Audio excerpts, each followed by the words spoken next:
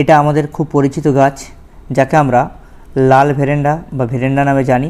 এর বৈজ্ঞানিক নাম জ্যাট্রোফা গসিপিফোলিয়া। এরা ইউফরবিয়েসি পরিবারভুক্ত।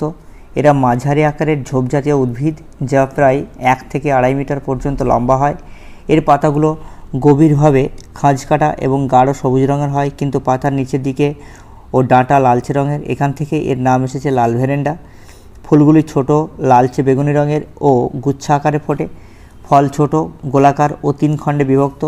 প্রতিটি ফলের ভেতরে 3টি বীজ থাকে। লাল ভেরেন্ডা গাছের বিভিন্ন অংশ লোকজ চিকিৎসায় ব্যবহৃত হয়। এর পাতা প্রদাহনাশক ও ক্ষত নিরাময়ে ব্যবহৃত হয়। এর বীজ থেকে তৈরি হয় জ্যাট্রোফা তেল, যা চর্মরোগে ব্যবহৃত হয়, তবে বিষাক্ত হওয়ায় চিকিৎসকের পরামর্শ প্রয়োজন।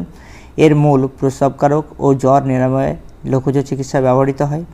সতর্কতা হলো, এই গাছের বীজ ও দুধের মতো রস বিষাক্ত। অসাবধানবশত গ্রহণ করলে বমি, পেট ব্যথা, ডায়রিয়া ইত্যাদি হতে পারে। তাই চিকিৎসকের পরামর্শ ছাড়া এটি খাওয়া বিপজ্জনক।